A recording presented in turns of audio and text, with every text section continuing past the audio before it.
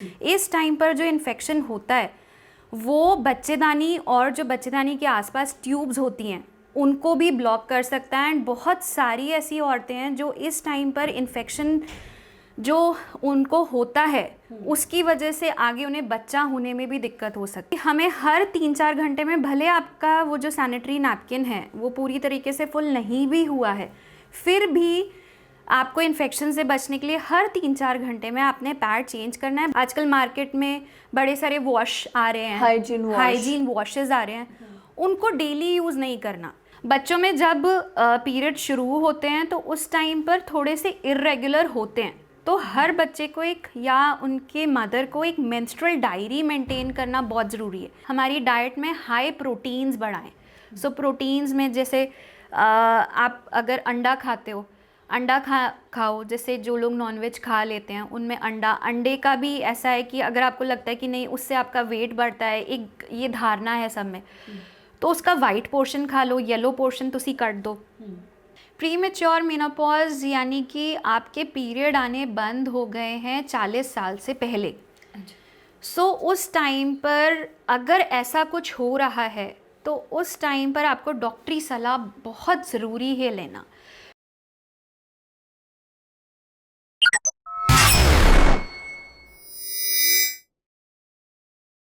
ਵੀ social ਵੇਖ ਰਹੇ ਸਾਰੇ ਦਰਸ਼ਕਾਂ ਦਾ ਮੈਂ ਗੁਰਦੀਪ ਗਰੇਵਾਲ ਸਵਾਗਤ ਕਰਦੀ ਹਾਂ ਤੁਹਾਨੂੰ ਸਾਰਿਆਂ ਨੂੰ ਪਿਆਰ ਭਰੀ ਸਤਿ ਸ਼੍ਰੀ ਅਕਾਲ। ਉਮੀਦ ਹੈ ਤੁਸੀਂ ਠੀਕ ਠਾਕ ਹੋਵੋਗੇ। ਅੱਜ ਦੀ ਇਸ ਖਾਸ ਇੰਟਰਵਿਊ ਦੇ ਵਿੱਚ ਸਾਡੇ ਨਾਲ ਹੋਣਗੇ ਗਾਇਨੇਕੋਲੋਜਿਸਟ ਅਤੇ laparoscopy specialist doctor Heena Dhingra, ਜਿਨ੍ਹਾਂ ਦੇ ਨਾਲ ਅਸੀਂ ਮੈਨਸਟਰਲ ਹਾਈਜੀਨ ਜਾਣੀ ਕਿ ਆਪਾਂ ਮਾਹਵਾਰੀ ਦੌਰਾਨ ਔਰਤਾਂ ਕਿਵੇਂ ਆਪਣਾ ਸਾਫ਼ ਸਫਾਈ ਦਾ ਧਿਆਨ ਰੱਖ ਸਕਦੀਆਂ ਨੇ ਅਤੇ ਇਸ ਦੇ ਨਾਲ ਅਸੀਂ ਗੱਲ ਕਰਾਂਗੇ ਮੈਨੋਪੌਜ਼ 'ਤੇ। ਜਿਵੇਂ ਇੱਕ ਸਰਟਨ ਏਜ ਤੋਂ ਔਰਤਾਂ ਨੂੰ ਮਾਹਵਾਰੀ ਆਉਣੀ ਸ਼ੁਰੂ ਹੁੰਦੀ ਆ ਤਾਂ ਇੱਕ ਸਰਟਨ ਏਜ ਤੋਂ ਬਾਅਦ ਜਾ ਕੇ ਉਹਨਾਂ ਨੂੰ ਮਾਹਵਾਰੀ ਆਉਣੀ ਬੰਦ ਹੋ ਜਾਂਦੀ ਹੈ ਅਤੇ ਉਸ ਪੀਰੀਅਡ ਦੌਰਾਨ ਉਹ ਆਪਣਾ ਕਿਵੇਂ ਮਾਨਸਿਕ ਅਤੇ ਸਿਹਤ ਪੱਖੋਂ ਧਿਆਨ ਰੱਖ ਸਕਦੀਆਂ ਨੇ ਜਾਂ ਫਿਰ ਕਿਉਂ ਜ਼ਰੂਰੀ ਹੁੰਦਾ ਆ। ਅਤੇ ਮੈਨੋਪੌਜ਼ ਜਿਨ੍ਹਾਂ ਨੂੰ ਨਹੀਂ ਵੀ ਪਤਾ, ਅਸੀਂ ਮੇਲ ਸੁਸਾਇਟੀ ਦੀ ਗੱਲ ਕਰ ਲਿਆ ਨਾ, ਤਾਂ ਉਹਨਾਂ ਦੀ ਜਾਣਕਾਰੀ ਦੇ ਲਈ ਵੀ ਅਸੀਂ ਅੱਜ ਗੱਲਬਾਤ ਕਰਾਂਗੇ। ਪਹਿਲਾਂ ਅਸੀਂ ਡਾਕਟਰ ਸਾਹਿਬ ਦਾ ਸਵਾਗਤ ਕਰਦੇ ਹਾਂ। ਸਤਿ ਸ਼੍ਰੀ ਅਕਾਲ ਮੈਮ। ਸਤਿ ਸ਼੍ਰੀ ਅਕਾਲ। ਥੈਂਕ ਯੂ ਸੋ ਮਚ, ਤੁਸੀਂ ਸਾਡੇ ਲਈ ਸਮਾਂ ਕੱਢਿਆ ਆਪਣੇ ਇੰਨੇ ਬਿਜ਼ੀ ਸਕੈਡਿਊਲ ਦੇ ਵਿੱਚੋਂ। ਬਹੁਤ ਬਹੁਤ ਸ਼ੁਕਰੀਆ ਅਤੇ ਜੀ ਆਇਆਂ ਨੂੰ। Thank you. ਪਹਿਲਾਂ ਮੈਂ ਚਾਹੂੰਗੀ ਕਿ ਅਸੀਂ ਮੈਨਸਟਰਲ ਹਾਈਜੀਨ ਦੇ ਉੱਪਰ ਗੱਲ ਕਰੀਏ। ਤਾਂ ਹੁਣ ਤਾਂ ਬਹੁਤ ਜ਼ਿਆਦਾ ਅਵੇਅਰਨੈਸ ਹੋ ਗਈ ਆ, ਤਾਂ ਸਾਨੂੰ ਲੱਗਣ ਲੱਗਿਆ ਕਿ ਸੈਨੀਟਰੀ ਨੈਪਕਿਨ ਯੂਜ਼ ਕਰਨੇ ਬਹੁਤ ਜ਼ਰੂਰੀ ਨੇਗੇ। ਪਰ ਜੇ ਅੱਜ ਤੋਂ ਅਸੀਂ 5-7 ਸਾਲ ਪਹਿਲਾਂ ਦੀ ਜਾਂ 10 ਸਾਲ ਵੀ ਪਹਿਲਾਂ ਦੀ ਗੱਲ ਕਰ ਲਈਏ ਤਾਂ ਪਿੰਡਾਂ ਦੇ ਵਿੱਚ ਖਾਸ ਤੌਰ 'ਤੇ, ਜਾਂ ਫਿਰ ਅਸੀਂ ਕਹਿ ਲਈਏ ਜਿਹੜੇ ਸਲਮ ਏਰੀਆਜ਼ ਦੇ ਵਿੱਚ, ਉੱਥੇ ਤਾਂ ਸਟਿਲ ਨਹੀਂ ਜ਼ਰੂਰਤ ਫੀਲ ਕਰਦੇ ਵੀ ਸੈਨੀਟਰੀ ਨੈਪਕਿਨ ਯੂਜ਼ ਕਰਨਾ ਚਾਹੀਦਾ ਹੈ ਨਾ, ਤਾਂ ਕੱਪੜੇ ਦੀ ਹੀ ਵਰਤੋਂ ਕਰਦੇ ਹੁੰਦੇ ਸੀਗੇ। ਤਾਂ ਸਾਡੀਆਂ ਜਿਹੜੀਆਂ ਬਹੁਤ ਪੁਰਾਣੀਆਂ ਦਾਦੀਆਂ ਨਾਨੀਆਂ ਹੁੰਦੀਆਂ ਉਹ ਕਹਿੰਦੀਆਂ ਸੀਗੀਆਂ ਵੀ ਨਹੀਂ ਕੱਪੜਾ ਹੀ ਬੈਸਟ ਆ, ਹੈ ਨਾ। ਪਰ ਹੌਲੀ ਹੌਲੀ ਜਿਵੇਂ ਅਸੀਂ ਪੜ੍ਹੇ ਜਾਂ ਜਿਵੇਂ ਬਾਹਰ ਅੰਦਰ ਜਾ ਕੇ ਪਤਾ ਲੱਗਿਆ, ਕੁਛ ਜਿਹੜੀਆਂ ਚੀਜ਼ਾਂ ਆਪ ਪੜ੍ਹਨੀਆਂ ਸ਼ੁਰੂ ਕੀਤੀਆਂ, ਤਾਂ ਫਿਰ ਲੱਗਿਆ ਕਿ ਨਹੀਂ, ਸਾਨੂੰ ਸੈਨੀਟਰੀ ਨੈਪਕਿਨ ਯੂਜ਼ ਕਰਨਾ ਬਹੁਤ ਜ਼ਿਆਦਾ ਜ਼ਰੂਰੀ ਆ। ਪਰ ਹਾਲੇ ਵੀ ਜਿਹੜੇ ਲੋਕ ਇਹੀ ਸਮਝਦੇ ਨੇ ਕਿ ਪੀਰੀਅਡਸ ਦੌਰਾਨ ਤੁਸੀਂ ਨੈਪਕਿਨ ਦੀ ਜਗ੍ਹਾ ਤੁਸੀਂ ਕੱਪੜਾ ਹੀ ਯੂਜ਼ ਕਰੋ, ਕਾਟਨ ਦਾ, ਹੈ ਨਾ, ਤਾਂ ਉਹਨਾਂ ਦੇ ਲਈ ਤੁਸੀਂ ਕੀ ਕਹਿਣਾ ਚਾਹੋਗੇ ਸਭ ਤੋਂ ਪਹਿਲਾਂ? ਹਰ ਔਰਤ ਦੇ ਜੀਵਨ 'ਚ ਜਿਵੇਂ ਪੀਰੀयड्स आते हैं तो 3 ਤੋਂ 5 दिनों से रहते हैं और ये पीरियड्स जो हैं 28 से 30 दिन के बीच में आते हैं। इस दौरान जो पीरियड्स आते हैं उस टाइम जितना हम साफ़ सफाई का ध्यान रखेंगे उस टाइम पर हम इन्फेक्शन से प्रिवेंट कर सकते हैं। अभी भी हमारे पिंडा में अभी भी ये है कि बहुत सारी औरतें अभी भी वो पैड्स या सैनिटरी नैपकिन्स का इस्तेमाल ना करके कपड़ों का इस्तेमाल करती हैं। और वो सोसाइटी का एक वो प्रेशर है कि बस उसको बिना वॉश किए हुए या बिना उसको क्लीन किए हुए दोबारा यूज़ करते चले जाते हैं, या फिर उसको क्लीन करने के लिए कोई दूसरे कपड़े के नीचे सुखाते हैं। ये तरीका बिल्कुल गलत है। मतलब इससे एक तो इन्फेक्शंस भी ज़्यादा बढ़ते हैं, प्लस औरतों को ये समझना बहुत ज़रूरी है कि इस टाइम पर पीरियड में अगर हम साफ़ सफाई रख रहे हैं, जो इस टाइम पर इन्फेक्शन हो रहे हैं उससे हम जब इस टाइम पर बचाव करेंगे तो हमारी आगे की लाइफ में हम बहुत सारी इन्फेक्शन से प्रिवेंट कर सकते हैं। एक बहुत सिंपल सा एग्जांपल है, इस टाइम पर जो इन्फेक्शन होता है वो बच्चेदानी और जो बच्चेदानी के आसपास ट्यूब्स होती हैं उनको भी ब्लॉक कर सकता है। एंड बहुत सारी ऐसी औरतें हैं जो इस टाइम पर इन्फेक्शन जो उनको होता है उसकी वजह से आगे उन्हें बच्चा होने में भी दिक्कत हो सकती है, मतलब उनको इनफर्टिलिटी या बच्चा ठहरने वाली जो प्रॉब्लम्स होती हैं वो बढ़ जाती हैं। इसका सबसे सिंपल उपाय यही है, सैनिटरी नैपकिन, है ना। अच्छा, दूसरी चीज़ आजकल, यस आपने बिल्कुल ये चीज़ सही बोली कि ये चलन था हाँ 5 से 10 साल पहले की सैनिटरी नैपकिन बहुत कम लोग यूज़ करते थे। आजकल बिकॉज ऑफ अवेयरनेस ये सारी चीज़ें तो बढ़ गई हैं, बट एक चलन है कि अगर सैनिटरी नैपकिन यूज़ कर भी रहे हैं तो दिन भर एक ही पैड चलता रहेगा। हाँ, मैं ਇਹਦੇ ਤੇ ਵੀ ਗੱਲ करना चाहती सी। बट वही पैड अगर हम ज़्यादा टाइम के लिए यूज़ करते हैं तो उसका नुकसान ये होता है कि वो पैड लगे रहने से पसीना ज़्यादा आता है। वो पसीना ज़्यादा आता है तो पैड जो गीला रहता है उसकी वजह से नीचे रैशेज़ होना, नीचे इन्फेक्शन होना, फंगल इन्फेक्शन होना, ये सारी चीज़ें भी बहुत कॉमन है। तो इससे बचना चाहिए कि हमें हर 3-4 घंटे में, भले आपका वो जो सैनिटरी नैपकिन है वो पूरी तरीके से फुल नहीं भी हुआ है, फिर भी आपको इन्फेक्शन से बचने के लिए हर 3-4 घंटे में आपने पैड चेंज करना है। भले आपका पीरियड में फ़्लो ज़्यादा है या कम है, मतलब 3 से 5 दिनों के बीच में जो आपका पीरियड हो रहा है उस टाइम पे हर 3 से 5 दिनों के बीच में आपने पैड 3 से 4 घंटे में चेंज करना है। दूसरा उसका तरीका है कि मेंस्ट्रुअल कप या टैम्पॉन्स भी यूज़ कर सकते हैं। अगर टैम्पॉन्स यूज़ कर रहे हैं तो हर 2 घंटे में यूज़ करें। अगर मेंस्ट्रुअल कप यूज़ कर रहे हैं तो डिपेंडिंग ऑन साइज़ वो चेंज कर सकते हैं, हर दिन के लिए अलग मेंस्ट्रुअल कप यूज़ कर सकते हैं। प्लस उसकी हाइजीन जो रहती है वो भी बेटर हो जाती है। दूसरा, इस टाइम पर क्योंकि नीचे पसीना रहता है, पैड लगा हुआ है, तो उसकी वजह से एक स्मेल की भी प्रॉब्लम रहती है ना। तो उसके लिए जो है हमने एक चीज़ याद रखनी है कि हमने उसको सिर्फ गुनगुने पानी से ही क्लीन करना है। हमारा जो प्राइवेट पार्ट्स रहते हैं, औरतों के जो प्राइवेट पार्ट्स रहते हैं, उनको हमने बिल्कुल भी साबुन से या फिर ये जो आजकल मार्केट में बड़े सारे वॉश आ रहे हैं, हाइजीन वॉशेज़ आ रहे हैं, उनको डेली यूज़ नहीं करना। एक बड़ा सिंपल सी चीज़ है, हमारा जो विजाइना होता है, जो योनी होती है, उसमें गुड बैक्टीरिया और बैड बैक्टीरिया दोनों होते हैं। अच्छा। अब जो भी साबुन असी यूज़ करांगे, जो भी वॉश, हाइजीन वॉश असी यूज़ करांगे, उस वॉश को ये नहीं पता कि उसको किसको मारना है, गुड बैक्टीरिया को मारना है, बैड बैक्टीरिया को मारना है, तो वो दोनों को मार देता है। एंड गुड बैक्टीरिया हम वेजाइना के लिए, एक फ़ीमेल के लिए बहुत ज़रूरी है, एक औरत के लिए बहुत ज़रूरी है, क्योंकि वो इन्फेक्शन से प्रिवेंट कर रहा है। सो उसको सिर्फ गुनगुने पानी से ही हमने क्लीन करना है, ड्राई करना है, एंड उसके बाद कॉटन के ही अंडरगारमेंट्स, कॉटन के ही सैनिटरी नैपकिन्स, कॉटन के ही कपड़े उस दौरान पहनने हैं। एक और चीज़, बहुत सारी औरतों का ये मानना होता है कि उस दौरान जो ब्लीडिंग ज़्यादा हो रही है या फिर कहीं बाहर जा रहे हैं, उस टाइम पे हमें नैपकिन चेंज ना करना पड़े, तो बहुत सारी औरतें उस टाइम पे 2 पैड लगा लेती हैं, बट उसका कोई फ़ायदा नहीं है। उसने उतना ही पैड ने उतना ही सोखना है, टाइम भले आपका उसमें बढ़ जाएगा, बट वही है, जितनी देर रहेगा पसीने की परेशानी ज़्यादा होएगी एंड इन्फेक्शन के चांसेस भी ज़्यादा होंगे। बिल्कुल। मैं ਚਾਹੁੰਦੀ ਸੀਗੀ ਕਿ ਅਸੀਂ ਇਸ ਚੀਜ਼ ਤੇ ਗੱਲ ਕਰੀਏ ਕਿ ਕਈ ਵਾਰ ਸਾਨੂੰ ਲੱਗਦਾ ਹੈ ਕਿ ਨਹੀਂ ਇਹ ਤਾਂ ਸੈਨੀਟਰੀ ਨੈਪਕਿਨ ਬਹੁਤ ਵਧੀਆ ਨੇਗੇ, ਸੇਫ ਨੇਗੇ, ਤਾਂ ਮੈਂ ਇਹਨੂੰ ਪੂਰਾ ਦਿਨ ਯੂਜ਼ ਕਰ ਸਕਦੀ ਹਾਂ, ਪਰ ਸਾਨੂੰ ਕੁਝ ਘੰਟਿਆਂ ਦੇ ਬਾਅਦ ਉਹ ਚੇਂਜ ਕਰਨਾ ਚਾਹੀਦਾ। ਇੱਕ ਤੁਸੀਂ ਫੰਗਲ ਇਨਫੈਕਸ਼ਨ ਦੀ ਗੱਲ ਕੀਤੀ ਆ, ਤਾਂ ਜਿਵੇਂ ਸਾਡੀ ਗੱਲ ਹੁੰਦੀ ਰਹਿੰਦੀ ਆ, ਤਾਂ ਕਹਿੰਦੇ ਨੇ ਕਿ ਇਹ ਉਹ ਇਨਫੈਕਸ਼ਨ ਹੈ ਜਿਹੜੀ ਕਿ ਕਿਉਰੇਬਲ ਨਹੀਂ ਹੈਗੀ। ਤਾਂ ਇਹ ਸੱਚ ਹੈ ਕਿ ਫੰਗਲ ਇਨਫੈਕਸ਼ਨ 10 ਚੋਂ 8 ਲੇਡੀਜ਼ ਨੂੰ ਫੰਗਲ ਇਨਫੈਕਸ਼ਨ ਹੁੰਦੀ ਹੈ, ਅਤੇ ਉਹਦਾ ਇੱਕ ਰੀਜ਼ਨ ਇਹ ਵੀ ਹੈ ਕਿ ਤੁਸੀਂ ਮੈਂਸਟਰੁਅਲ ਹਾਈਜੀਨ ਦਾ ਧਿਆਨ ਨਹੀਂ ਰੱਖ ਰਹੇ ਹੈਗੇ, ਅਤੇ ਇਹ ਸੱਚ ਹੈ ਕਿ ਇਹ ਨਹੀਂ ਜਾਂਦੀ ਹੈਗੀ ਜਾਂ ਇਹਦਾ ਕੋਈ ਇਲਾਜ नहीं है? ये एक बहुत बड़ा मिथ है सोसाइटी में, ये एक बहुत बड़ा गलत धारणा है सबके बीच कि अगर कोई फंगल इन्फेक्शन होया है तो वो ठीक नहीं हो सकता। सबसे पहली चीज़, मेंस्ट्रुअल हाइजीन जितना बना के रखेंगे उतना जल्दी, मतलब वैसे तो इन्फेक्शन होने के चांसेस ही नहीं होंगे। दूसरी चीज़, अगर ऐसी दिक्कत आ रही है कि आप मेंस्ट्रुअल हाइजीन रख रहे हो लेकिन उसके बाद भी आपको बार बार इन्फेक्शन हो रहा है, तो डॉक्टरी सलाह लेनी बहुत ज़रूरी है। बिकॉज एक सिंपल सी चीज़ है, आजकल आपको पता ही होगा कि एक शुगर की बीमारी, डायबिटीज़ जो है, दैट इज़ वेरी कॉमन, ना कि सिर्फ बूढ़े लोगों में, आजकल बच्चों में भी हो रही है। सो जब एक डायबिटीज़ एक ऐसी बीमारी है जिसकी वजह से भी फंगल इन्फेक्शंस बहुत कॉमन है ना। ऐसे और बहुत सारी चीज़ें होती हैं जिसकी वजह से फंगल इन्फेक्शंस कॉमन है। एंड इम्पॉर्टेंट बात ये है कि ये नहीं है कि इसको ट्रीट नहीं किया जा सकता। सबसे अच्छी बात यह है कि इसका पूरा इलाज अवेलेबल है एंड डॉक्टरी सलाह बहुत ज़रूरी है। ਬਿਲਕੁਲ ਜਿੱਦਾਂ ਕਿਸੇ ਇੱਕ ਕੁੜੀ ਨੂੰ ਪੀਰੀਅਡਸ ਹਲੇ ਸਟਾਰਟ ਹੋਏ ਨੇ, ਮੰਨ ਲਓ 13-14 ਸਾਲ ਦੀ ਉਮਰ ਦੇ ਵਿੱਚ, ਹੈ ਨਾ, ਤਾਂ ਸਾਡੇ ਟਾਈਮ ਕੀ ਹੁੰਦਾ ਸੀਗਾ ਕਿ ਬੱਚਿਆਂ ਦਾ ਅਤੇ ਪੇਰੈਂਟਸ ਦਾ, ਮਦਰਸ ਦਾ, ਆਪਣੇ ਮਤਲਬ ਡਾਟਰਸ ਦੇ ਨਾਲ ਇੰਨਾ ਇੱਕ ਉਹ ਹੈਜ਼ੀਟੇਸ਼ਨ ਵਾਲਾ ਹੁੰਦਾ ਸੀਗਾ ਰਿਲੇਸ਼ਨ ਕਿ ਅਸੀਂ ਸ਼ੇਅਰ ਹੀ ਨਹੀਂ ਸੀ ਕਰ ਪਾਉਂਦੇ, ਨਾ ਹੀ ਮਦਰ ਸਾਨੂੰ ਉਨੀ ਚੰਗੀ ਤਰ੍ਹਾਂ ਨਾਲ ਸਮਝਾ ਸਕਦੇ ਸੀਗੇ। ਤਾਂ ਇਨੀਸ਼ੀਅਲ ਸਟੇਜ 'ਤੇ ਕੁੜੀਆਂ ਨੂੰ ਗਾਈਡ ਕਰਨਾ ਕਿ ਪੀਰੀਅਡਸ ਕੀ ਨੇਗੇ, ਇਹਦੇ ਵਿੱਚ ਤੁਸੀਂ ਧਿਆਨ ਆਪਣਾ ਕਿਵੇਂ ਰੱਖਣਾ ਆ, ਤਾਂ ਇਹਦੇ ਵਿੱਚ ਪੇਰੈਂਟਸ ਕਿਵੇਂ ਹੈਲਪ, ਮਤਲਬ ਉਹਨਾਂ ਦੇ ਲਈ ਕੋਈ टिप्स अगर ਤੁਸੀਂ देना चाहो।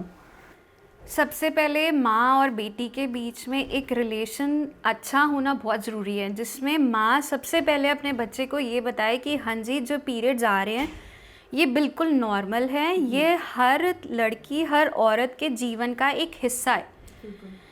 और ये उनको एक प्रॉपर साइकिल समझाना कि हाँ जी, ये इतने दिनों के लिए रहेंगे, इतने दिनों में आएंगे, ये हमारे लिए साइकिल ज़रूरी है क्योंकि भगवान ने ये हमें काम आगे की जनरेशन बढ़ाने के लिए दिया है।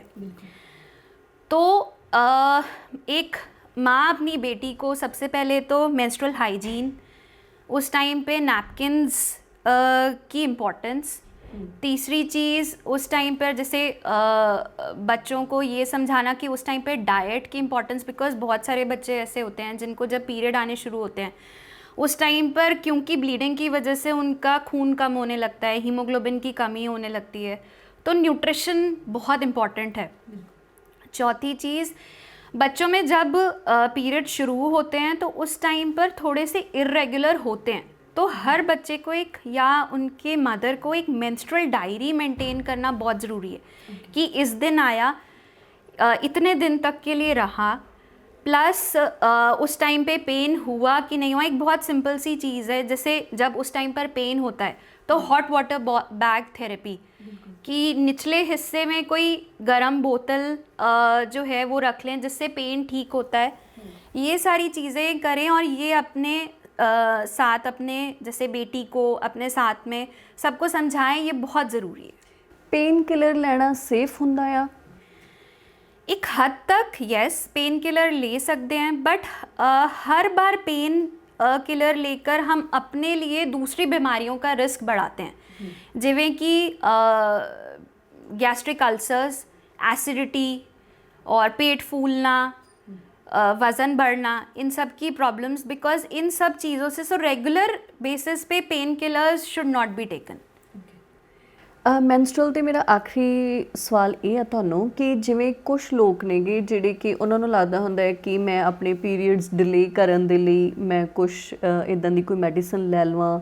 ਮੰਨ ਲਓ ਉਹਨਾਂ ਨੇ ਕੋਈ ਫੈਮਿਲੀ ਫੰਕਸ਼ਨ ਹੈ ਜਾਂ ਕਿਤੇ ਉਹ ਬਾਹਰ ਘੁੰਮਣ ਜਾ ਰਹੇ ਨੇਗੇ, ਤਾਂ ਉਹਨਾਂ ਨੂੰ ਲੱਗਦਾ ਹੈ ਕਿ ਮੈਂ ਮੇਰੇ ਪੀਰੀਅਡ ਡੇਜ਼ ਨੇਗੇ ਤਾਂ ਮੈਂ ਇਹਨਾਂ ਨੂੰ ਡਿਲੇ ਕਰ ਲਾਂ, ਉਹਦੇ ਲਈ ਉਹ ਕਹਿ ਦਿੰਦੇ ਨੇ ਕਿ ਅਸੀਂ ਕੁਛ ਮੈਡੀਸਨ ਲੈ ਲਿਆ, ਜਾਂ ਫਿਰ ਉਹ ਪੀਰੀਅਡਸ ਜਿਹੜੇ ਨੇਗੇ ਅਰਲੀ ਆ ਜਾਣ ਉਹਦੇ ਲਈ ਕੁਛ ਨਾ ਕੁਛ ਕਰਦੇ ਰਹਿੰਦੇ ਨੇ। ਤਾਂ ਇਹ ਆਪਣੇ ਨੈਚੁਰਲ ਪ੍ਰੋਸੈਸ ਦੇ ਨਾਲ ਛੇੜਛਾੜ ਕਰਨੀ ਸਹੀ ਹੈ, ਜਾਂ ਫਿਰ ਇਹਦਾ ਸਾਨੂੰ ਆਫਟਰ ਇਫੈਕਟ ਕਿਹੋ ਜਿਹੇ ਹੋ ਸਕਦੇ ਨੇਗੇ, ਮੰਨ ਲਓ ਕਿ ਪ੍ਰੈਗਨੈਂਸੀ ਦੇ ਵਿੱਚ ਜਾ ਕੇ ਕੁਛ?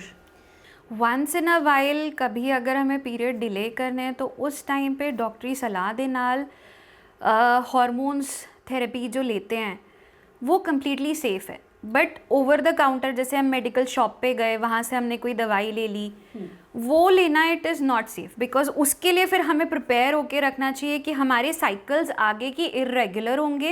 एंड स्पेशली अगर उस टाइम पर हम आगे जैसे हम प्रेगनेंसी के लिए ट्राई कर रहे हैं तो उस टाइम पर हमारे पीरियड्स अगर इर्रेगुलर होंगे तो हमें कंसीव करने में भी डिफ़िकल्टी होएगी। तो इस चीज़ के लिए हमें प्रिपेयर होके रखना है कि हमें नेक्स्ट साइकिल हैवी हो सकती है, ज़्यादा बहाव आ सकता है, ब्लीडिंग हमें ज़्यादा हो सकती है, इस चीज़ के लिए प्रिपेयर रखना है। सो एज अ डॉक्टर मैं यही सलाह दूंगी कि अगर आपको कभी कोई एमरजेंसी है सो उसमें आपने डॉक्टरी सलाह से ही ये करना है and don't make it a practice. बिल्कुल। ਤੇ ਉਸ ਤੋਂ ਬਾਅਦ ਅਸੀਂ ਗੱਲ ਕਰਦੇ ਹਾਂ ਮੈਨੋਪੌਜ਼ ਤੇ। ਜਿਵੇਂ ਪੀਰੀਅਡ ਸ਼ੁਰੂ ਹੋਣ ਦੀ ਇੱਕ ਏਜ ਹੁੰਦੀ ਹੈ, ਟੀਨ ਏਜ ਅਸੀਂ ਕਹਿ ਦਿੰਦੇ ਹਾਂ ਕਿ 13-14 ਸਾਲ, ਇਹ ਇੱਕ ਐਵਰੇਜ ਏਜ ਹੁੰਦੀ ਹੈ ਜਿੱਥੇ ਹਰ ਕੁੜੀ ਨੂੰ ਪੀਰੀਅਡਸ ਆਉਣੇ ਸ਼ੁਰੂ ਹੋ ਜਾਂਦੇ ਨੇਗੇ ਅਤੇ ਲੇਟ 40 ਤੇ 50 ਦੇ ਵਿੱਚ ਜਾ ਕੇ ਪੀਰੀਅਡਸ ਆਉਣੇ ਬੰਦ ਹੋ ਜਾਂਦੇ ਨੇਗੇ। ਤਾਂ ਮੈਂ ਚਾਹੁੰਦੀ ਹਾਂ ਕਿ ਤੁਸੀਂ ਆਪਣੇ ਵੱਲੋਂ ਆਡੀਅנס ਨੂੰ ਸਮਝਾਓ ਕਿ ਇਹ ਸਟੇਜ ਹੁੰਦੀ ਕੀ ਹੈ। सो मेनोपॉज कुदरती तौर पे एक नॉर्मल प्रक्रिया है जो हर औरत दे जीवन से आंदी है। इसकी एक एवरेज एज 45 टू 50 है, ठीक है। इंडिया में स्पेशली इट इज़ 45 टू 50। ये कोई बीमारी नहीं है। सबसे पहली बात जो हमारे लिए ज़रूरी है, ये कोई बीमारी नहीं है। हर औरत में विद एज कुछ ना कुछ चेंजेस आते हैं। इस एज में आके जो हार्मोनल चेंजेस आए हैं, जिसमें कि जो हमारी ओवरीज होती हैं, जिसे हम अंडाशय बोलते हैं, उसमें से एग निकलना कम या बंद हो जाता है, जिसे हम ओव्यूलेशन की प्रक्रिया बोलते हैं, जिससे आगे चल के हमारे पीरियड्स आने बंद हो जाते हैं। डॉक्टर्स जब तक कि पीरियड्स 1 साल तक पूरी तरीके से बंद नहीं हो जाता, उसको मेनोपॉज लेबल नहीं करते। मेनोपॉज के 2 से 3 साल पहले मेनोपॉज वाले चेंजेस आने लगते हैं। जैसे जो लक्षण हो सकते हैं इस टाइम पे, जैसे इरेगुलर पीरियड्स, कभी हैवी पीरियड आना, पीरियड मिस हो जाना। दूसरा जैसे दिन भर में चिड़चिड़ाहट रहना, घबराहट होना, किसी भी चीज़ को देखकर एंजाइटी होना, मूड चेंजेस होना, जल्दी गुस्सा आ जाना, अपने गुस्से पे कंट्रोल ना होना, डिप्रेशंस वाले सिम्टम आना, बार बार पेशाब आना, यूरिनरी ट्रैक्ट इन्फेक्शंस बढ़ जाते हैं, वेट बढ़ने लगता है, वज़न बढ़ेगा, मेटाबॉलिज्म जो है वो कम हो जाता है हर औरत का इस टाइम पर। दूसरा जैसे वेजाइना, योनी जिसे बोलते हैं हम, उसमें ड्राइनेस रहती है, उसकी वजह से इरिटेशन होती है। जब हस्बैंड से संबंध बनाते हैं तो उस टाइम पर दर्द, तकलीफ़ होती है। प्लस हेयर में, स्किन में चेंजेस आते हैं। ये सारी चीज़ें नॉर्मल हैं। प्लस जैसे कि हड्डियों में चेंजेस आ जाते हैं, ऑस्टियोपोरोसिस के लक्षण आ जाते हैं, बहुत फ्रीक्वेंटली फ्रैक्चर्स होने के चांसेस होते हैं, दिल की बीमारी का रिस्क बढ़ जाता है। ये सारी चीज़ें मेनोपॉज में नॉर्मल हैं। बट 90% ऑफ द टाइम्स हमारे लाइफस्टाइल में कुछ चेंजेस करके हम इन चीज़ों को कंट्रोल कर सकते हैं। हर चीज़ का सल्यूशन, हर चीज़ का इलाज अवेलेबल है। आपको डॉक्टरी सलाह की ज़रूरत है कि हाँ जी, पेरीमेनोपॉजल फेज़ आया है या मेनोपॉज फेज़ आया है, इसमें मैं ये प्रॉब्लम फेस कर रही हूँ, मुझे इस चीज़ में डिस्कशन ज़रूरी है। सो इसके लिए आपको ओपन होना पड़ेगा कि आपने ये चीज़ अपने अंदर दबा के नहीं रखनी है। प्लस घर वालों को भी इस चीज़ के लिए ओपन होना पड़ेगा कि हाँ जी, ये जैसे डिलीवरी के बाद हम बोलते हैं कि हाँ जी एक पोस्टपार्टम डिप्रेशन फेज़ आता है, वैसे ही हर औरत की लाइफ में मेनोपॉज एक ऐसा टाइम है जिसमें उसे बहुत ख्याल, एक केयर की ज़रूरत है। ਤੇ ਉਸ ਟਾਈਮ ਜਿਵੇਂ ਤੁਸੀਂ ਕਿਹਾ ਕਿ ਇੱਕ ਤਾਂ ਡਾਕਟਰੀ ਸਲਾਹ ਹੋ ਗਈ ਆ, ਅਤੇ ਉਸ ਤੋਂ ਇਲਾਵਾ ਜਿਵੇਂ ਘਰੇ ਅਸੀਂ ਪਹਿਲਾਂ ਗੱਲ ਕਰ ਰਹੇ ਸੀ ਜਾਂ ਡਾਈਟ ਕੀ ਹੋਣੀ ਚਾਹੀਦੀ ਆ ਮੈਨੋਪੌਜ਼ ਦੇ ਦੌਰਾਨ, ਅਤੇ ਸਭ ਤੋਂ ਜ਼ਰੂਰੀ ਹੁੰਦਾ ਹੈ ਕਿ ਮੈਂ ਜਿੱਦਾਂ ਮੇਰੇ ਇੱਕ ਨੋਨ ਨੇਗੇ ਤਾਂ ਉਹ ਇਸ ਸਟੇਜ ਦੇ ਵਿੱਚੋਂ ਲੰਘ ਰਹੇ ਨੇਗੇ, ਤਾਂ ਉਹਨਾਂ ਨੂੰ ਲੱਗਦਾ ਕਿ ਉਹ ਜਿੱਦਾਂ ਸ਼ੇਅਰ ਕਰਦੇ ਹੁੰਦੇ ਕਿ ਇਸ ਟਾਈਮ ਮੇਰੀ ਫੈਮਿਲੀ ਮੈਨੂੰ ਕਾਫੀ ਜ਼ਿਆਦਾ ਸਪੋਰਟ ਕਰ ਰਹੀ ਆ ਨਾ, ਤਾਂ ਇਸ ਫੇਜ਼ ਦੌਰਾਨ ਫੈਮਿਲੀ ਸਪੋਰਟ ਕਿਉਂ ਜ਼ਰੂਰੀ ਹੁੰਦੀ ਆ, ਅਤੇ ਕੀ ਫੈਮਿਲੀ ਜੀ ਕੁਛ ਚੀਜ਼ਾਂ ਜਿੱਦਾਂ ਬਿਹੇਵੀਅਰ ਚੇਂਜਸ ਹੋ ਗਏ, ਬਹੁਤ ਛੇਤੀ ਗੁੱਸਾ ਹੋ ਜਾਣਾ, ਕ੍ਰੈਂਕੀ ਨੇਚਰ ਹੋ ਜਾਣੀ ਹੈ ਨਾ, ਅਤੇ ਉਹਨਾਂ ਚੀਜ਼ਾਂ ਬਾਰੇ ਸਾਨੂੰ ਜ਼ਰੂਰ ਦੱਸੋ ਕਿ ਕੀ ਸਿੰਪਟਮ ਹੁੰਦੇ ਨੇ ਜਿਹੜੇ ਕਿ ਫੈਮਿਲੀ ਦੀ ਸਪੋर्ट ਉੱਥੇ क्यों ज़्यादा ज़रूरी हो जाती है। सो जैसे डाइट में चेंजेस जो हैं, डाइट में हमने सबसे पहले जो चेंजेस करने हैं कि आजकल की जैसे जनरेशन में बहुत है कि नहीं, हमने बाहर का खाना खाना है, कैंड फूड, डब्बे वाला खाना खाना है, हमने जंक फूड खाना है, पिज़्ज़ा खाना है, बर्गर खाना है, तो उस चीज़ पे एक लिमिट लगाना है हमने। हमारी डाइट में ऑयल कम करना है, तेल, घी, तो शुगर, चीनी जो होती है वो हमने कम करनी है। हमने कोशिश करना है जितनी हम फ्रेश सब्ज़ियाँ, फ्रूट्स, ये सब हम चीज़ें बढ़ाएं, जितनी भी फाइबर वाली चीज़ें होती हैं, जैसे कि सलाद हो गई, फ्रेश वेजिटेबल्स हो गए, सोया के प्रोडक्ट्स हो जाते हैं, ये सारी चीज़ें हम डाइट में बढ़ाएं। अलसी, तिल, ये सारी चीज़ें हम डाइट में बढ़ाएं। जैसे पंजाबियों में वो आदत है कि कोई भी हमारा जो टाइम है, घर में कोई आया चाय और कॉफ़ी के बिना नहीं निकलता, तो उसको हमने कम करना है। हमने इनटेक उसका मतलब जैसे हमने कभी भी 2 कप से ज़्यादा हम अपना उसका इनटेक अपने आप उसको कम करें। कोशिश करनी है दिन भर में जितना भी पानी पी सकते हैं, मतलब 3 से 4 लीटर पानी हमने पीना है। ये सारे चेंजेस करके प्लस हमारी डाइट में हाई प्रोटीन्स बढ़ाएं। सो प्रोटीन्स में जैसे आप अगर अंडा खाते हो, अंडा खाओ। जैसे जो लोग नॉनवेज खा लेते हैं उनमें अंडे का भी ऐसा है कि अगर आपको लगता है कि नहीं उससे आपका वेट बढ़ता है, एक ये धारणा है सब में, तो उसका वाइट पोर्शन खा लो, येलो पोर्शन तुसी कट दो। और भुने हुए चने, भुने हुए पीनट्स, पनीर, सोयाबीन, दूध के जितने भी प्रोडक्ट्स होते हैं, दही, चीज़, इन सब को अपनी डाइट में इंक्रीज़ करें।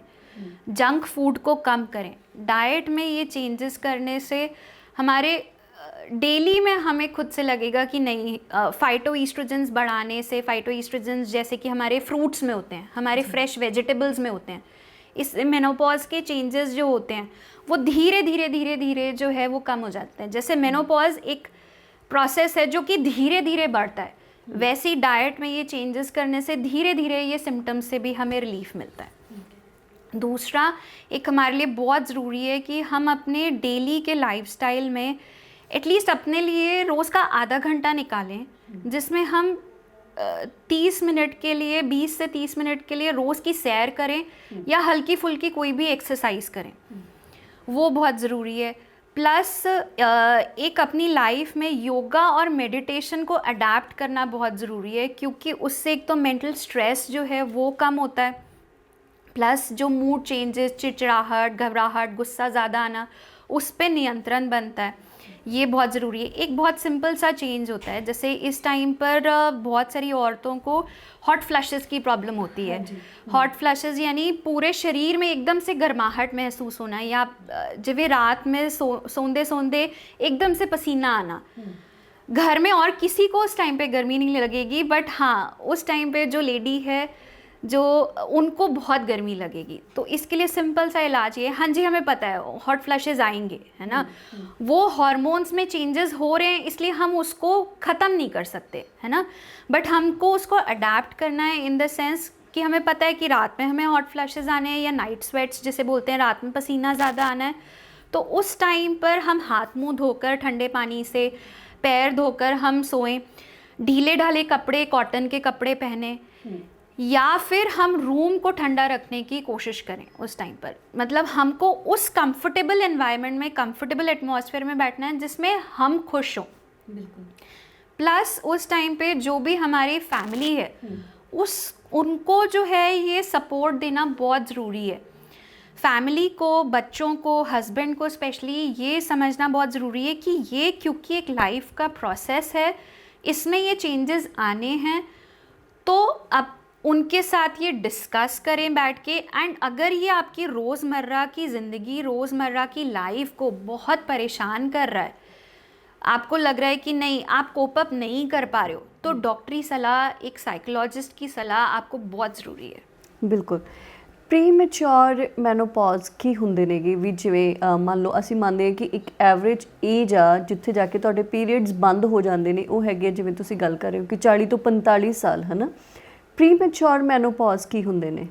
प्रीमैच्योर मेनोपॉज यानी कि आपके पीरियड आने बंद हो गए हैं 40 साल से पहले।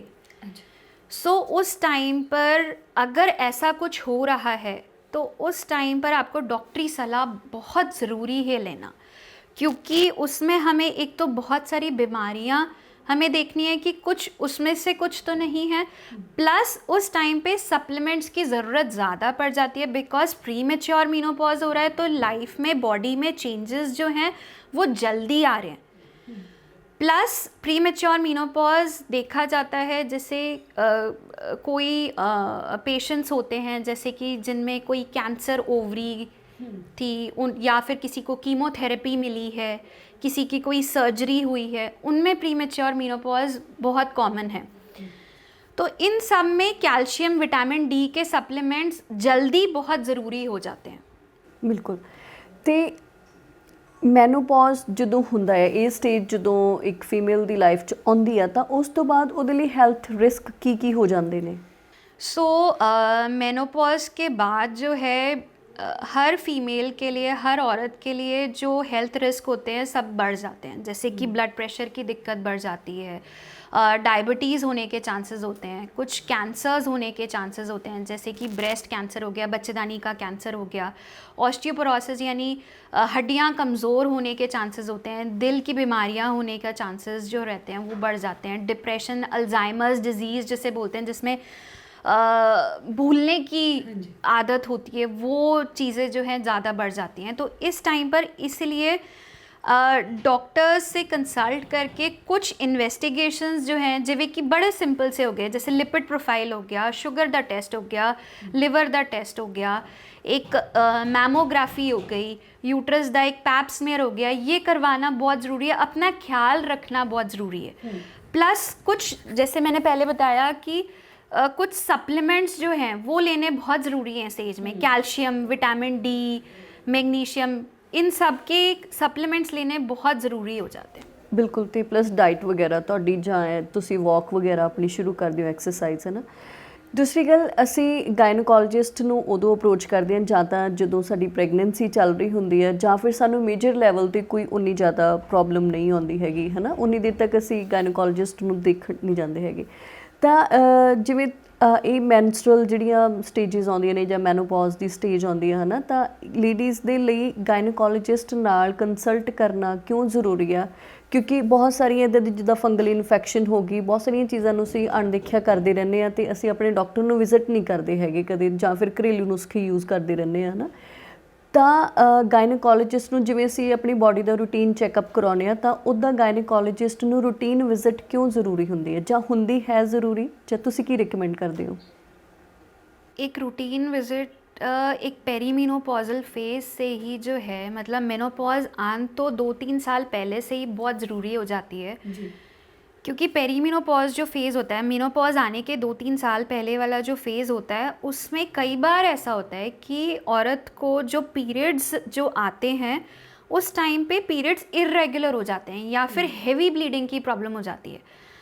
90% ऑफ द टाइम्स जो फीमेल्स होती हैं, लेडीज़ होती हैं, वो ये सोच के घर पे बैठी रहती हैं कि अब पीरियड जाने वाला है। घर में आसपास जितने भी औरतें होती हैं वो सब यही बताती हैं आस पड़ोस में कि अब पीरियड जाने वाला है, इसलिए ये पीरियड इरेगुलर हो रहा है। बट उस टाइम पे डॉक्टर कंसल्टेशन, एक गायनोकोलॉजिस्ट का रिव्यू बहुत ज़रूरी है, बिकॉज जो उस टाइम पे ब्लीडिंग हो रही है सिर्फ मेनोपॉज या पेरीमेनोपॉज से रिलेटेड नहीं है।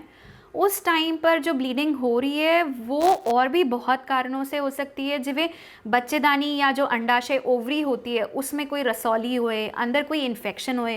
प्लस इस एज में आके कैंसर रूल आउट करना बहुत इम्पॉर्टेंट हो जाता है, इसलिए ये बहुत ज़रूरी है। प्लस जैसे डिप्रेशन या मूड चेंजेस वाले जो फीचर्स आते हैं वो अगर घर पे मैनेज नहीं हो रहे हैं तो उनके लिए कुछ दवाइयाँ अवेलेबल हैं, जैसे बार बार यूरिन इन्फेक्शन होना, वेजाइना में ड्राइनेस होना, फंगल इन्फेक्शंस होना, इन सब के लिए हार्मोन थेरेपी अवेलेबल है, जिससे पेशेंट्स के जो लाइफ है वो इजी एंड कंफर्टेबल बनाई जा सकती है। इसलिए डॉक्टरी सलाह बहुत ज़रूरी है। प्लस मेनोपॉज वाले फेज़ में, जैसे मैंने आपको बताया कि डायबिटीज़, हाइपरटेंशन, अलग अलग कैंसर्स, हार्ट डिजीज़, इन सब का रिस्क बढ़ जाता है। तो ईयरली एक अपना बॉडी का चेकअप बहुत ज़रूरी है जी। प्लस जिनकी फैमिली हिस्ट्री रही है, जैसे हाइपरटेंशन की, डायबिटीज़ की, हार्ट डिजीज़ की, भले उनके फादर्स में, मदर्स में रही है, बट उनके लिए फॉलोअप होना बहुत ज़रूरी है। ਬਿਲਕੁਲ। ਜਿਹੜੇ ਵਜਾਈਨਲ ਇਨਫੈਕਸ਼ਨਸ ਹੁੰਦੀਆਂ ਨੇ, ਆਪਾਂ ਸਮਝ ਲੈਂਦੇ ਕਿ ਉਹ ਯੰਗ ਏਜ ਦੇ ਵਿੱਚ ਹੁੰਦੀਆਂ ਨੇ, ਕੀ ਉਹ ਸਾਡੀਆਂ ਵੱਧ ਉਮਰ ਦੀਆਂ ਔਰਤਾਂ ਨੂੰ ਵੀ ਹੋ ਸਕਦੀ ਹੈ? हाँ जी, वेजाइनल इन्फेक्शंस जो हैं वो हर उम्र में हो सकते हैं, उसकी कोई एज लिमिट नहीं है। ਜਿੱਦਾਂ ਤੁਸੀਂ ਆਪਣੀ, ਜਿੱਦਾਂ ਤੁਹਾਡੇ ਮੈਨੋਪੌਜ਼ ਦੀ ਸਟੇਜ ਆ ਚੁੱਕੀ ਆ, ਤੁਹਾਨੂੰ ਪੀਰੀਅਡਸ ਨਹੀਂ ਆ ਰਹੇ ਹੈਗੇ, ਤਾਂ ਉਸ ਤੋਂ ਬਾਅਦ ਵੀ ਕੁਝ ਇੱਦਾਂ ਦੀਆਂ ਚੀਜ਼ਾਂ ਹੁੰਦੀਆਂ ਨੇ ਜਿਹਦੇ ਤੋਂ ਤੁਹਾਨੂੰ ਇਨਫੈਕਸ਼ਨਸ ਹੋਣ ਦਾ ਖਤਰਾ ਹੁੰਦਾ ਆ? हाँ जी, मेनोपॉज के बाद भी वेजाइनल इन्फेक्शंस होने का ख़तरा जो है बढ़ जाता है, सिंपल सा रीज़न है कि अगर रिलेशंस बन रहे हैं तो वो जो सेक्सुअली ट्रांसमिटेड इन्फेक्शंस होते हैं, यानी जो रिलेशंस के दौरान इन्फेक्शंस होते हैं, वो किसी भी एज में हो सकते हैं, फर्स्ट। सेकंड, क्योंकि मेनोपॉज के बाद डायबिटीज़ द रिस्क जो है वो बढ़ जाता है, तो डायबिटीज़ दी सिचुएशन में भी वेजाइनल इन्फेक्शंस होने के चांसेस जो हैं ज़्यादा होते हैं। तीसरा, मेनोपॉज के बाद यूरिनरी ट्रैक्ट इन्फेक्शन यानी पेशाब दी तकलीफ़ जो है वो भी ज़्यादा बढ़ जाती है, क्योंकि फ़ीमेल्स में एक इम्पॉर्टेंट या बहुत ज़रूरी एक हार्मोन होता है एस्ट्रोजन। वो जब कम हो जाता है तो नीचे जो फीमेल के जो प्राइवेट पार्ट्स होते हैं उसमें इन्फेक्शन कैच करने के भी जो चांसेस होते हैं वो भी बढ़ जाते हैं। जी बिल्कुल। ਤੇ ਕੋਈ ਆਖਰੀ ਇੱਕ ਸਲਾਹ ਜਿਹੜੀ ਕਿ ਪੀਰੀਅਡਸ ਸ਼ੁਰੂ ਹੋਣ ਤੋਂ ਲੈ ਕੇ ਜਾਂ ਮੈਨੋਪੌਜ਼ ਦੀ ਸਟੇਜ ਤੱਕ ਬੇਸਿਕ ਜਿਹੜੀਆਂ ਚੀਜ਼ਾਂ ਦਾ ਅਸੀਂ ਖਿਆਲ ਰੱਖ ਸਕਦੇ ਹਾਂ, ਆਲਮੋਸਟ ਅਸੀਂ ਡਿਸਕਸ ਕਰ ਹੀ ਚੁੱਕੇ ਹਾਂ, ਪਰ ਫਿਰ ਵੀ ਇੱਕ ਡਾਕਟਰ ਹੋਣ ਦੇ ਨਾਤੇ ਤੁਸੀਂ ਕੀ ਕਹੋਗੇ ਕਿ ਇਹਨਾਂ ਚੀਜ਼ਾਂ ਨੂੰ ਤਾਂ ਅਸੀਂ ਕਦੇ ਵੀ ਨਜ਼ਰਅੰਦਾਜ਼ ਕਰ ਹੀ ਨਹੀਂ ਸਕਦੇ? सबसे पहली चीज़ कि हाँ, जो पीरियड्स आते हैं, जो मेंस्ट्रुअल पीरियड्स आते हैं, वो हर फीमेल की लाइफ में आने हैं, इसको नज़रअंदाज हम कभी भी नहीं कर सकते। टीनेज लाइफ से लेकर मेनोपॉज तक हमारे लिए हर फेज़ अलग है, प्लस हर फेज़ इम्पॉर्टेंट है। अगर हम टीनेज में सोचें तो हमारे लिए तब ये तकलीफ़ होती है कि पढ़ाई के साथ, खेल कूद के साथ उसको मैनेज करना, न्यूट्रिशन हमारा इम्पॉर्टेंट रखना, वो हमारे लिए इम्पॉर्टेंट हो जाता है। रिप्रोडक्टिव एज में जिवें 20 से 30-35 साल की उम्र में हाइजीन मेंटेन करके रखना, प्लस ब्लीडिंग का ख्याल रखना, ये हमारे लिए आगे प्रेगनेंसी के लिए इम्पॉर्टेंट हो जाता है। एंड उसके बाद जो है मेनोपॉज में अपना स्पेशल ध्यान रखना, ताकि हम आगे आने वाली बीमारियों से पहले से अपना बचाव कर सकें, जैसे ऑस्टियोपोरोसिस, इन सब चीज़ों से बचा जा सकता है। तो इसलिए हमेशा एक डॉक्टरी सलाह, डॉक्टर को अपना फ्रेंड बनाना बहुत ज़रूरी है। बिल्कुल, थैंक यू सो मच। ਤੁਸੀਂ ਬਹੁਤ ਹੀ ਵਡਮੁੱਲੀ ਜਾਣਕਾਰੀ ਸਾਡੇ ਨਾਲ ਸਾਂਝੀ ਕੀਤੀ। ਅਕਸਰ ਅਸੀਂ ਇਹਨਾਂ ਵਿਸ਼ਿਆਂ ਤੇ ਗੱਲ ਕਰਨ ਤੋਂ ਹਮੇਸ਼ਾ ਝਿਜਕ ਮਹਿਸੂਸ ਕਰਦੇ ਹਾਂ, ਪਰ ਮੈਨੂੰ ਲੱਗਦਾ ਹੁੰਦਾ ਹੈ ਕਿ ਜਿਹੜੀਆਂ ਸਾਡੇ ਨਾਲ ਸਿਹਤ ਨਾਲ ਜੁੜੀਆਂ ਹੋਈਆਂ ਚੀਜ਼ਾਂ ਨੇ ਉਹਨਾਂ ਤੇ ਗੱਲ ਜ਼ਰੂਰ ਹੋਣੀ ਚਾਹੀਦੀ ਹੈ। ਤੇ ਮੀਡੀਆ ਇੱਕ ਇੱਦਾਂ ਦਾ ਪਲੇਟਫਾਰਮ ਆ ਜਿੱਥੇ ਤੁਸੀਂ ਇੱਕ ਟਾਈਮ ਤੇ ਬੈਠ ਕੇ ਹਜ਼ਾਰਾਂ ਲੱਖਾਂ ਲੋਕਾਂ ਤੱਕ ਆਪਣੀ ਗੱਲ ਪਹੁੰਚਦੀ ਕਰ ਸਕਦੇ ਹੋ। ਬਹੁਤ ਬਹੁਤ ਮਿਹਰਬਾਨੀ, ਸ਼ੁਕਰੀਆ ਤੁਸੀਂ ਸਾਡੇ ਲਈ ਸਮਾਂ ਕੱਢਿਆ। धन्यवाद। ਦੋਸਤੋ, ਇਹ ਸਨ ਡਾਕਟਰ ਹੀਨਾ ਢਿੰਗਰਾ, ਜਿਨ੍ਹਾਂ ਦੇ ਨਾਲ ਅਸੀਂ ਗੱਲਬਾਤ ਕਰ ਰਹੇ ਸੀਗੇ ਮੈਂਸਟਰੁਅਲ ਹਾਈਜੀਨ ਨੂੰ ਲੈ ਕੇ ਅਤੇ ਮੈਨੋਪੌਜ਼ ਦੀ ਸਟੇਜ ਨੂੰ ਲੈ ਕੇ। ਜਿੱਦਾਂ ਇੱਕ ਨਾਬਾਲਿਗ ਕੁੜੀ ਜਦੋਂ 13-14 ਸਾਲ ਦੀ ਉਮਰ ਦੇ ਵਿੱਚ ਹੁੰਦੀ ਹੈ ਤਾਂ ਉਹਨੂੰ ਪੀਰੀਅਡਸ ਆਉਣੇ ਸ਼ੁਰੂ ਹੁੰਦੇ ਨੇ, ਤਾਂ ਉਸ ਦੌਰਾਨ ਅਸੀਂ ਆਪਣੀ ਕੁੜੀਆਂ ਨੂੰ ਜਾਂ ਫਿਰ ਇੱਕ ਮਦਰ ਆਪਣੀ ਬੇਟੀ ਨੂੰ ਕਿਵੇਂ ਮੈਂਸਟਰੁਅਲ ਹਾਈਜੀਨ ਦੇ ਲਈ ਪ੍ਰਿਪੇਅਰ ਕਰ ਸਕਦੀ ਆ, ਅਤੇ ਜਾਂ ਫਿਰ ਇਸ ਦੌਰਾਨ ਅਸੀਂ ਕਿਹੜੀਆਂ ਚੀਜ਼ਾਂ ਦਾ ਧਿਆਨ ਰੱਖ ਸਕਦੇ ਹਾਂ। ਅਤੇ ਉਵੇਂ ਹੀ ਉਹਦੀ ਉਮਰ ਜ਼ਿੰਦਗੀ ਦੇ ਵਿੱਚ 40-45 ਸਾਲ ਦੀ ਉਮਰ ਦੇ ਵਿੱਚ ਜਾ ਕੇ ਇੱਕ ਸਟੇਜ ਆਉਂਦੀ ਹੈ ਮੈਨੋਪੌਜ਼ ਦੀ, ਜਿੱਥੇ ਉਹਨੂੰ ਪੀਰੀਅਡਸ ਆਉਣੇ ਬੰਦ ਹੋ ਜਾਂਦੇ ਨੇ। ਤਾਂ ਜਦੋਂ ਪੀਰੀਅਡਸ ਆਉਣੇ ਬੰਦ ਹੁੰਦੇ ਨੇ, ਸਰੀਰਕ ਤੌਰ 'ਤੇ ਕੀ ਤਬਦੀਲੀਆਂ ਹੁੰਦੀਆਂ ਨੇ, ਜਾਂ ਉਸ ਟਾਈਮ 'ਤੇ ਉਹ ਆਪਣਾ ਕਿਵੇਂ ਧਿਆਨ ਰੱਖ ਸਕਦੇ ਨੇ, ਜਾਂ ਕਿਹੜੀਆਂ ਗੱਲਾਂ ਦਾ ਧਿਆਨ ਰੱਖਣਾ ਜ਼ਰੂਰੀ ਹੋ ਜਾਂਦਾ, ਇਸ ਵਿਸ਼ੇ ਦੇ ਉੱਪਰ ਅਸੀਂ ਗੱਲਬਾਤ ਕਰ ਰਹੇ ਸੀ। ਉਮੀਦ ਹੈ ਤੁਸੀਂ ਅੱਜ ਦੇ ਇਸ ਐਪੀਸੋਡ ਨੂੰ ਪਸੰਦ ਕਰੋਗੇ। ਮੈਨੂੰ ਗੁਰਦੀਪ ਗਰੇਵਾਲ ਨੂੰ ਇਜਾਜ਼ਤ ਦੇ ਦਿਓ। ਬੀ ਸੋਸ਼ਲ ਨੂੰ ਵੇਖਦੇ ਰਹੋ। ਸਤਿ ਸ਼੍ਰੀ ਅਕਾਲ।